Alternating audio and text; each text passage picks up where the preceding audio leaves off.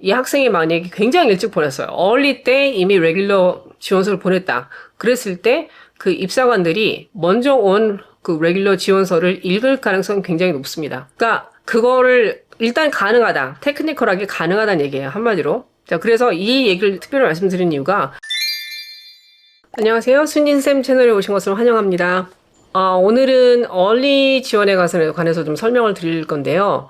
얼리 지원이라는 거는 이제 다 아실 만한 분들은 다 아실 거고, 그래서 간단하게 이제 그 용어만 좀 정리를 하고, 그 다음에 이게 왜 우리에게 중요한지 그것도 설명을 드리겠습니다. 얼리 디시전이라는 거는 바인딩이고요.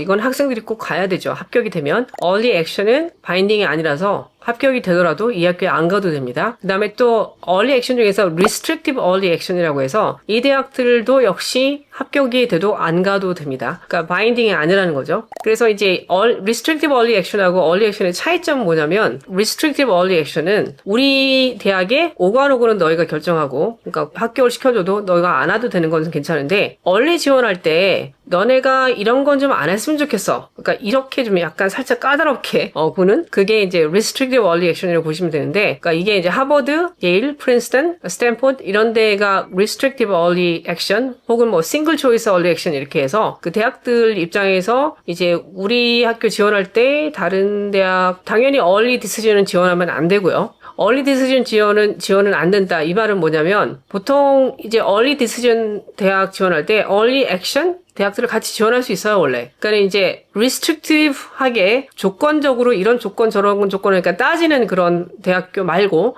다른 early action들은 사실 다른 대학교를 지원할 때 early decision을 우리가 지원한다? 이랬을 때 신경 안 씁니다. 어차피 우리 대학만 그냥 뭐 합격이든 아니든 괜찮으니까는 뭐 합격시켜줘도 너희가 안 와도 된다. 이것만 지키면 되는 거니까. 근데 restrictive의 경우에는 좀 다른 학교 early decision 쓰지 말아줘. 그러니까 이렇게 조건을 좀 답니다. 어떤 대학은 early action도 좀 쓰지 말아줘. 약간 이런 것도 있긴 해요. 일단 그런 식으로 대학마다 조금씩 다르긴 한데 그 restrictive early action의 경우에 조금 굉장히 좀 센 대학들 우리가 보통 경쟁이 굉장히 치열한 곳들 뭐 하버드, 예일, 프린스턴, 스탠포드 뭐 이런 정도 대학들이 있고요. 그리고 이제 그 다음 설명드릴 거는 영상 중간에 잠시 안내 말씀 드리겠습니다. 제가 유튜브를 시작하면서 많은 상담 문의가 들어왔는데 이 기회를 통해서 유학 컨설팅을 시작했습니다. 지금 선착순으로 10명의 학생분들만 심사 후 컨설팅을 시작할 계획입니다. 대학 입시를 앞둔 학생들과 학부모님들의 많은 관심 부탁드립니다. 중학교부터 시작하는 IB 프로그램도 함께 진행할 예정입니다. 관심 있으신 분들은 영상 아래 링크를 참고하여 카카오톡 채널을 통해 연락 부탁드립니다. 그럼 바로 본 영상으로 돌아가겠습니다. 이 대학들에서 이제 미국 학생들은 파이낸셜 에이드를 신청을 꽤 많이 하고요. 대부분의 학생들이 파이낸셜 에이드를 신청하라고 또 많이들 밀어줍니다. 왜냐하면 또 혹시 모르니까 우리 집에 돈이 많더라도 또 혹시 또 재정 상황이라는 게 어떻게 될지 모르기 때문에 파이낸셜 에이드를 다들 신청하라고 좀 푸시를 하는 그런 입장이고 한국 학생들은 시민권이 없는 경우에 그런 경우에는 이제 특별히 어떤 대학들 예를 들면 하버드 뭐 예일, 프린스턴 이 세 개 대학들은 그러니까 뭐 사실상 unlimited funding이 있다. 그러니까 우리는 이제 돈이 넘쳐난다. 그러니까 unlimited. 그러니까 우리는 뭐 제한적인 게 없어. 그러니까 너가 지원할 때 돈이 필요하면 돈이 필요하다고 얘기를 해. 그러면 우리가 너를 합격시켜줬을 때, 뭐 불합격이면은 뭐 아무 의미 없고요. 합격시켜줬을 때 너가 요구한 그 돈만큼 다 줄게. 그러니까 이런 게 있어요. 이거는 외국인도 상관이 없다. 그러니까 미국 시민권자가 아니라도 상관없으니까 그렇게 해라 라는 대학들이 있는데 얼마 없죠. 그리고 그 대학들은 상당히 붙기가 어렵습니다. 어쨌든 미국 시민권자인 경우에 한국에서도 미국 시민권자들이 있으니까요. 파이낸셜 에이드를 신청을 했다. 그랬을 때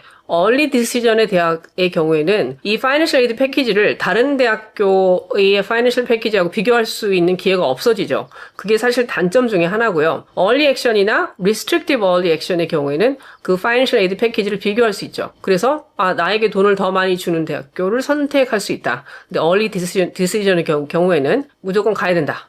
네, 그런 건데, 근데 또 early decision의 경우에도, 예를 들어서 학생이 요구한 게 뭐 100이면 그 대학교에서 줄 수 있는 게 우리는 50밖에 안 줄게. 이렇게 했을 때 나머지 50을 채우기가 어려울 수 있잖아요. 학생 입장에서는. 그러면은 대학교에 사정을 얘기해서, 나는 이러이러한 이유 때문에 사실 early decision에 합격해서 정말 고맙고, 정말 가고 싶지만, 그러니까 재정적인 이유 때문에 나는 사실 이게 좀 어렵다. 그랬을 때 이 바인딩을 대학교 측에서, 그래, 뭐, 우리 그럼 이해해줄게. 그럼 바인딩을 풀어주는 경우도 있습니다. 그런 경우에는 이제 그 대학을 꼭 안 가도 된다. 그런데 이제 early decision의 경우에 파이낸셜을 신청했고, 뭐 이런 백스토리가 없는데, 그냥 무조건, 내 마음이 바뀌었어. early decision 합격시켜줘서 고맙지만 나 안 갈래. 이렇게 할 수는 없어요. 그렇게 하면 안 돼요. 그렇게 하면은 대학들 간에도 사실 다 어드미션 오피서들이 입사관들이 서로 다 좀 잘 알거든요. 꼭 뭐 정말 뭐 찐친인 경우도 있지만 그 컬리그로서 서로 이제 다른 대학교에서 내가 일을 했었다. 그런 오피서들도 이제 대학들을 좀 돌아다니거든요. 그러면은 내가 그 전에 일했던 그 대학교 사람들하고 입사관들하고 친하고 서로 친합니다. 그리고 이제 컨퍼런스나 이런 데서 자주 만나기 때문에 서로 친해요. 그래서 정말 특수한 경우에 어떤 학생이 그런 early decision binding을 어겼을 경우에 그러면은 좀 다른 학교에도 연락이 가고 그래서 그 학생이 레귤러에 붙을 때 어려움이 있을 수도 있어요. 그러니까 그 시나리오가 가능합니다. 사실 실제로. 그러니까 바인딩을 굳이 하셨으면 그걸 지키셔야 돼요. 그런데 그런 단점은 있다. 특히 파이낸셜 에이드 패키지라든가 이런 걸 비교하고 내가 그냥 유리한 쪽을 선택하는 그런 선택지가 없기 때문에 그런 문제가 있다. 그 다음에 이제 allows other applications. 그러니까는 뭐 이제 early decision의 경우에 다른 early action 대학교를 쓴다거나 이런 게 문제가 되느냐? 문제 없습니다. early decision 대학교 입장에서는 다른 네가 뭐 early 액션을 쓰던 말든 뭐 사실 뭐 마음대로 해. 하지만 우리가 붙여주면 너는 우리 학교에 꼭 온다? 그러니까 이거니까 사실 뭐 다른데 early 액션 쓰던 말든 상관이 없고요. early 액션 대학교도 내가 다른 early 액션을 쓴다? 괜찮고요. 그러면 그리고 early decision 대학 하나를 또 쓰겠다. 동시에 또 early 액션 너네 학교도 지원할게. 이거 상관없습니다. 괜찮습니다. 하지만 restrictive early action의 경우에는 대학마다 조금 다르긴 한데 그 싱글 초이스라든가 restrictive early action 이런 경우에는 다른 대학교에 early decision 쓰는 건 당연히 안 되고 그 다음에 다른 학교 early action 쓰는 것도 조금 가리고 그런 게 있습니다. 그런 거를 좀 조사를 해보시고 대학교 홈페이지 다 이게 딱 나오게 하니까 그거를 조사해보시고 이제 확인해보시면 되고요. 그런데 restrictive early action은 그렇게 많지는 않아요. 솔직히. 그러니까 이제 몇 개만 뭐 그런 대학도 있으니까 그렇게 하시면 공부하시면 되고요. 그 다음에 이 모든 early 대학들이 early decision, early action, restrictive early action 이 대학들이 regular decision 어플리케이션을 쓰는 걸 허락하느냐? 다 허락합니다. 그러니까 무슨 얘기냐면 테크니컬리 얘기한다면 11월 1일이 early 지원 데드라인이잖아요. 그러면은 그때 내가 동시에 early decision 대학을 보내고 테크니컬 얘기하는 거예요. 그러니까 실제로 그런 케이스가 있다 뭐 이런 건 아니지만 내가 레귤러 대학도 몇 개 같이 보낼 수도 있어요. 자, 그러면 입사관들이 그럼 레귤러 입시가 아직 시작은 안 됐잖아요. 어떻게 보면은 아직 early도 안 읽었으니까. 그럴 때 레귤러 원서 온 거를 먼저 읽느냐? 그러니까 그때 읽지는 않을 것 같아요. 왜냐면 이미 레귤러 할 일이 많으니까. 하지만 레귤러 입시가 시작했을 때 이 학생이 만약에 굉장히 일찍 보냈어요. early 때 이미 레귤러 지원서를 보냈다. 그랬을 때 그 입사관들이 먼저 온 그 레귤러 지원서를 읽을 가능성은 굉장히 높습니다. 그러니까 그거를 일단 가능하다. 테크니컬하게 가능하다는 얘기예요. 한마디로. 자, 그래서 이 얘기를 특별히 말씀드린 이유가 여러분들이 지원할 때 어떤 식으로 하는 게 여러분에게 좀 유리하느냐 이제 이런 얘기를 하려고 말씀을 드린 건데 자, 그러면 early decision 2가 뭐냐 이런 질문을 하실 수 있는데 그거는 early decision 2 역시 이것도 합격시켜주면 꼭 와야 되는 거 바인딩 똑같은데 데드라인이 달라요. 그러니까 early decision 1은 보통 11월 1일 경이고요. early decision 2는 regular decision하고 날짜가 같거나 뭐 하루 먼저거나 뭐 그런 식으로 와요. 그럼 보통은 1월 1일쯤에 early decision 2고요. 그 다음에 early decision 1은 11월 1일이 데드라인이면 보통 12월 중순경에 합격 불합격 결과가 나오고요. early decision 2는 1월 1일경에 지원서를 내고 데드라인이 그때고요. 그 다음에 2월 중순 혹은 말경에 그 합격 불합격 결과가 나옵니다. 레귤러는 똑같이 ED2랑 똑같이 1월 1일경에 지원을 하고 그 다음에 결과 발표가 한 3월 중순 말 4월 초까지 이렇게 나옵니다. 자, 그래서 그게 이제 early decision 2예요. 그러니까 한 번에 더 기회가 더 있다. 하지만 내가 early decision을 떨어졌다. 얼리 액션을 떨어졌다. 그럼 나 레귤러로 다시 지원해볼래. 그거 안 돼요. 올해에는 그 대학은 안 되는 겁니다. 예를 들어서 내가 나는 정말 아쉬워서 재수를 하겠다. 그래서 다음에 내가 그 학교를 지원한다. 그러면 그거는 가능한데 이번에 올해에 입시에서 얼리에서 떨어진 대학은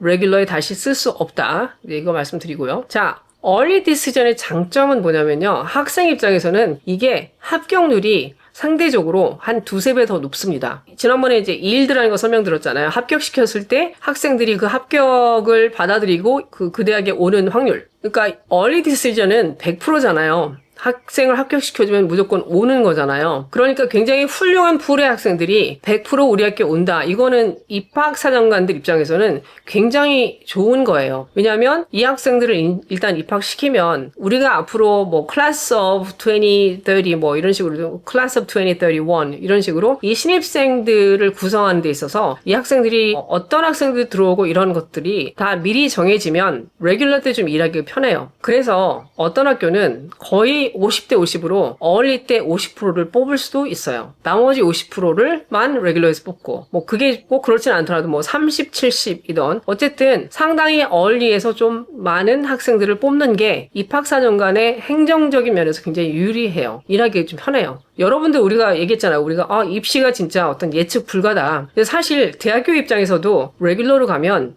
예측 불가는 맞아요.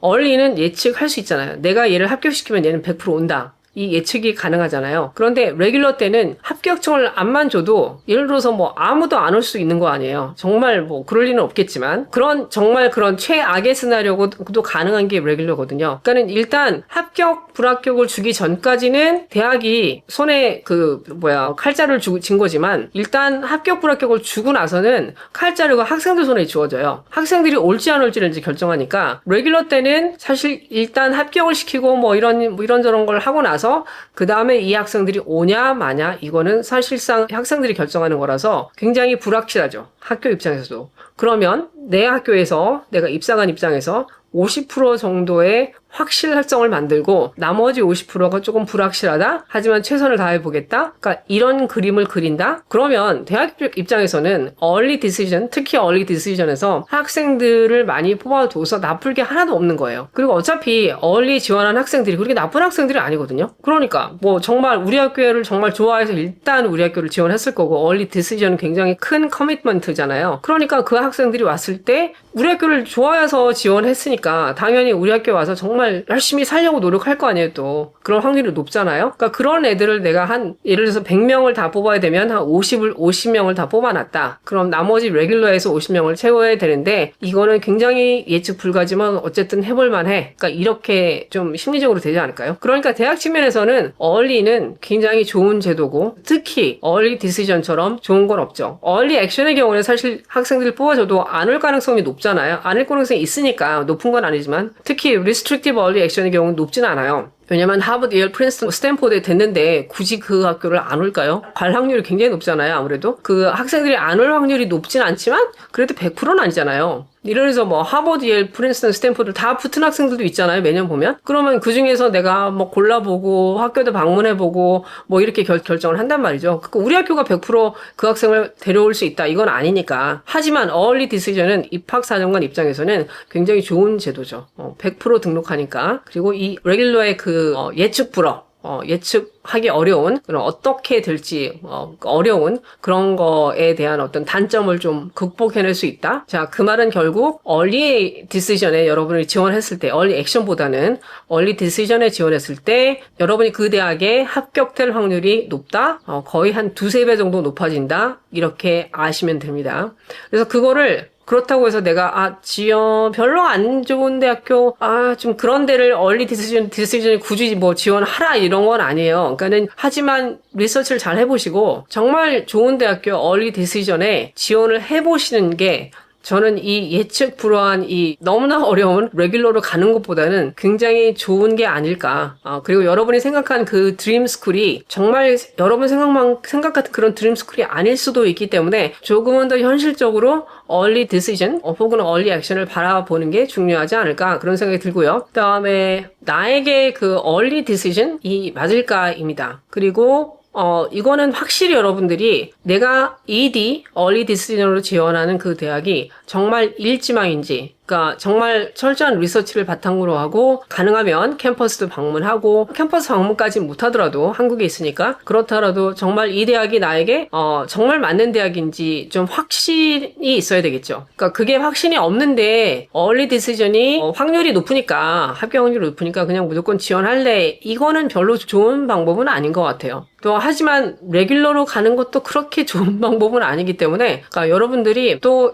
약간 살짝 내가 ED를 쓰기가 잘 모르겠다라고 하더라도 좀 여러분들이 또 공부하고 이게 약간 뭐 방문까지는 아니더라도 해당 학교를 다니고 있는 재학생이라든가 뭐 졸업생이든 이렇게 만나서 그 대학교에 대한 조사를 좀 하시면 그 대학교 정말 숨은 좀 보석 같은 그런 대학일 수 있거든요. 그러니까 여러분들이 그런 걸 잘 조사를 해서 맞는 얼리 디시전을 선택하고 얼리의 모든 걸 결정하는 게 사실 그리고 이제 입시 지옥에서 해방되는 거. 그러니까 그게 저는 사실 가장 좋은 시나리오가 아닐까 생각합니다. 자, 그리고 이제 보통은 그 공식적인 테스팅 SAT나 ACT 이런 거가 그 여러분이 지원하는 대학교 지원하는 해 10월 달에는 다 끝나 있어야 돼요. 10월 달에 다 끝나 있어야 되고 11월 거까지도 받는 학교가 있는데 그거는 확인해 보셔야 됩니다. 그래서 꼭 확인하시고요. 그다음에 추천서라든가 이런 걸 다 준비를 해서 11월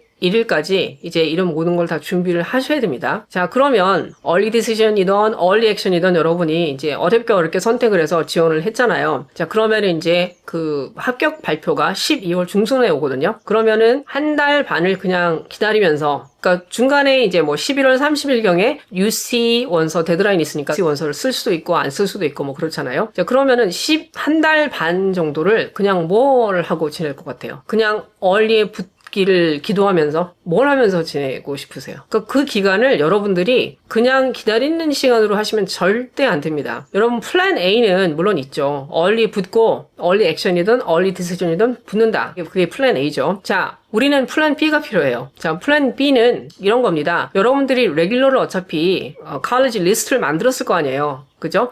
여름방학이든 뭐 언제든 아니면 뭐 중간에 바뀔 수도 있고 리스트는 바뀔 수 있어요. 바뀌는 건 문제가 아닌데 기본적인 리스트는 있잖아요. 그러면 그 대학교 리스트, 레귤러까지 가는 그 모든 대학교 리스트를 결정을 하신 다음에 그 대학교들을 early decision 결과 나오기 전에 지원을 해보시는 게 좋아요. 그럼 예를 들어서 내가 나는 레귤러 리스트가 한 15개, 20개 돼. 굉장히 많잖아요. 그러면 그걸 20개를 다 미리 다 지원해보라 이건 아니고 또 얼리 디시전 붙을 수도 있으니까 그죠? 자, 그런데 그건 아니지만 리스트에 있는 대학들 뭐 2-3개 정도 레귤러에 이미 지원하려고 작정을 한 그 대학 2-3개 정도는 얼리 디시전 때 같이 지원해도 괜찮습니다. 아까 얘기했는데 레귤러 지원을 해도 괜찮으냐 얼리 때 괜찮습니다. 지원해도 돼요. 그리고 그 레귤러에 지원한 레귤러 디시전으로 지원한 대학들의 원서는 얼리가 끝나기 이전에 익혀지지는 않을 거예요. 하지만 레귤러 시즌이 오고 입사관들이 이제 레귤러다 이제 원서 읽자 뭐 그 시기에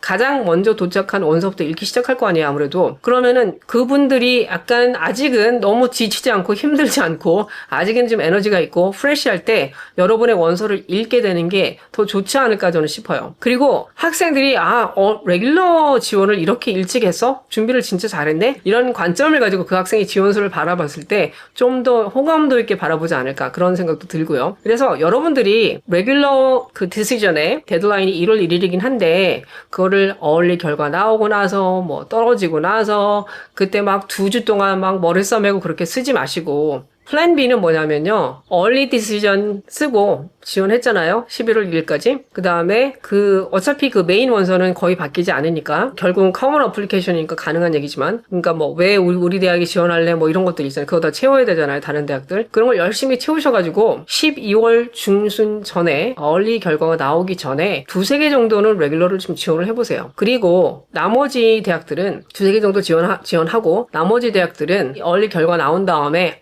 떨어졌다? 레귤러 가자? 그리고 나서 그날 당일날 가장 최상의 시나리오는 플랜 B의 가장 최상의 시나리오는 내가 얼리에 떨어졌다는 결과 나오고 나서 딱 누르기만 하면 커먼 어플리케이션 이제 서밋 누르기만 하면 커먼 온라인이니까 자동으로 가잖아요. 그렇게 그 정도로 준비를 철저히 해놓는 거 그게 가장 좋을 것 같아요. 그리고 어떻게 하느냐? 나머지 2주 동안 그냥 쉬는 거예요. 그리고 특히 크리스마스 있잖아요. 중간에. 크리스마스에 연말에 뭐 할 거 많잖아. 놀 거 많잖아요. 그때 그냥 옆에 친구들 막 열심히 원서 쓰느라고 막 머리 빠질 때 여러분 옆에서 그냥 즐겁게 노는 거죠. 그게 여러분에게 가장 좋은 플랜 같아요.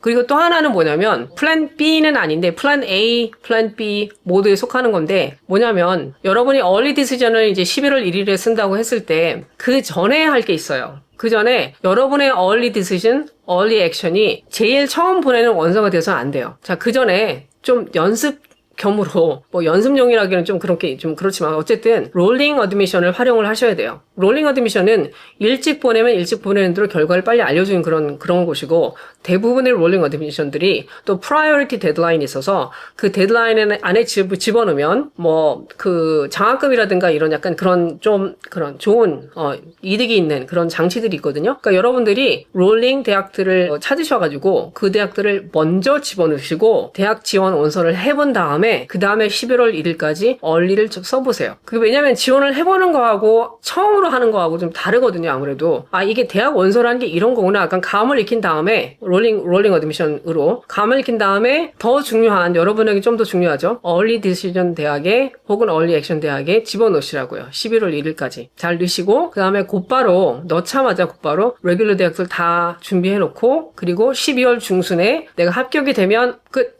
이제 합격이 되니까 얼리 디시전 경우에는 끝났잖아요. 얼리 액션이 되면은 이제 뭐 몇 개 정말 넣고 싶은 대학도 몇 개 집어넣고 뭐 그렇게 하시면 되고 얼리 디시전은 어차피 이제 다른 대학은 어차피 못 쓰니까 거기서 끝. 근데 내가 불합격이 됐어. 얼리 디시전에 내가 넣은 대학에서 뭐 불합격 내지는 뭐 디퍼럴 그래갖고 레귤러 때 다시 보자 뭐 이런 거 있잖아요. 그러니까 그렇게 됐을 때 이제 여러분이 이미 레귤러 대학을 위해서 리스트 쭉 만들어 놓고 그 리스트에 대학마다 이제 다 써놓은 그 원서를 집어넣는 거죠. 그날. 그게 플랜 B입니다. 자, 그래서 플랜 A, 플랜 B 잘 활용하시고 뭘 플랜 C까지 있으려나요? 그러니까 여러분들이 일단은 hope for the best, plan for the worst란 말 있잖아요. 그래서 이 플랜들을 만드셔가지고 정말 이 드라마 쓰지 마셔야 돼요. 입시는 여러분 이모셔널 롤러코스터 막 드라마 이렇게 할 필요 없어요. 절대. 여러분이 그냥 합리적으로 그냥 판단하시고 상식적으로 판단하셔가지고 미리미리 조금씩 준비하시면 충분히 여러분들 굉장히 합리적인 선에서 너무 에너지 감정 소모 안 하시고 잘 끝낼 수 있습니다. 얼리를 그렇게 잘 활용하시라고 이제 말씀을 좀 드렸습니다. 자, 오늘 여기까지 말씀드렸고요. 도움이 되셨으면 좋겠습니다.